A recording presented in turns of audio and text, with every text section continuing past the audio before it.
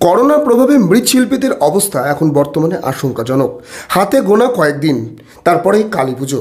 ঘরের বউ থেকে স্বামী সবাই ব্যস্ত মাটির প্রদীপ বানাতে। হাইকোর্টের নির্দেশ অনুযায়ী এবার আতশবাজি বন্ধ, অথচ মৃৎশিল্পীদের হাতে বানানো প্রদীপ আর এখন পর্যন্ত কোনো অর্ডার নেই। প্রত্যেক বছর যেভাবে প্রদীপ অর্ডার হয় আর বানানো হয় সেই তুলনায় এই বছর কিছুই নেই। প্রত্যেক বছর যে তুলনায় প্রদীপ বানানো হয় সেই তুলনায় এই বছর অল্প করে বানিয়েও বিক্রি করতে পারছে না মৃৎশিল্পীরা। এছাড়া এখন রং বেরঙের লাইট বাজারে আসায় প্রদীপের বিক্রি অনেক কমে যাচ্ছে। যেসব প্রদীপ তৈরি হচ্ছে বাইরে থেকে অনেক পাইকারিরা নিতে আসতো, কিন্তু এই বছর কোনো পাইকারি এখনও পর্যন্ত আসেনি। কি করবে বুঝে উঠতে পারছেন না মৃৎশিল্পীরা। এই মহামারীর সময় সরকার যদি একটু তাদের পাশে দাঁড়ায় তাহলে অনেক উপকৃত হতো বলে জানান তারা। অভিজিৎ মণ্ডলের রিপোর্ট, সোনারবঙ্গ নিউজ। ব্যবসা তো এই বছর তো অনেক লস, পাইকার টাইকার আসেনি। এই বছর পাইকার টাইকার ছিল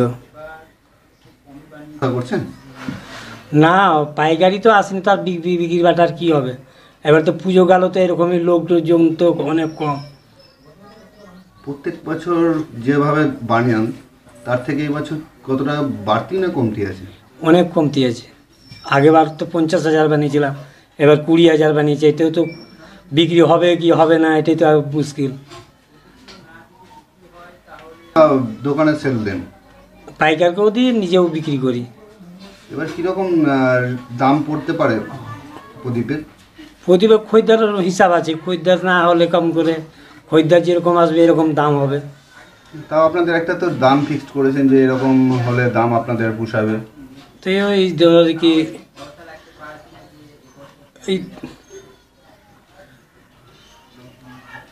এই দর্জন হিসাবে বিক্রি করি, 10 টাকা দর্জন।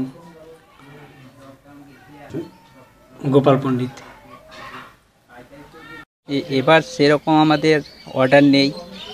যা বানাচ্ছি সেটা বাজারের জন্য নিয়ে সেটা বাজারে নিয়ে যেয়ে বসে বিক্রি করব। আর অর্ডার এসছে বলতে কিছু কিছু এসছে, মানে সেরকম গতবারের মতো এবার সেরকম অর্ডারটা নেই। বিক্রি এবং বাড়তি সেটা তো বলতে পারছি না। তাও আমাদের তো একটা ভয় লাগছে যে আমরা বেশি বানিয়ে দেবো তো আবার বেঁচে যাবে নাকি, এটার জন্য। আর অর্ডার থাকলে হয়তো আমরা বানাতে পারতাম, কিন্তু সেরকম তো অর্ডার নেই। আর বাজারের জন্য তো কত 5,000 6,000 প্রদীপ আমরা বানাই। অতটাই আমরা বানিয়েছি। আপনার প্রদীপগুলো বানিয়ে কি দোকান সেল দেন না আপনারা নিজেরা ব্যবসা করেন? নিজেরাও করি আর পাইকারিও দিই। রাজীব পণ্ডিত।